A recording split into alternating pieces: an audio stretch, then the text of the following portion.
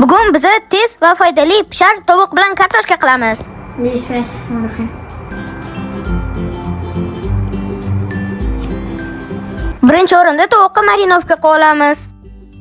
O'zingizlarni yoqtirgan ziravorlarni solishingiz mumkin. Bu qirg'ichdan chiqarilgan chesnok ham sovuramiz.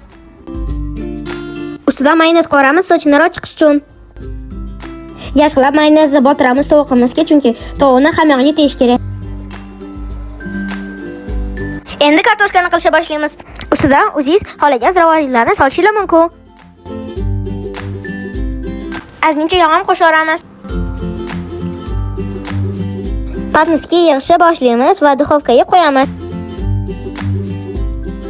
200 gradusda 40 minut pishadi. Endi tovuqqa firmeni sousini qilishni boshlaymiz. Bu chesnochniy sous. Chesnok bilan ukropni maydalab, mayonez bilan smetanani aralashtirib olamiz. Men 2 qoshiq qatiq ham sovardim.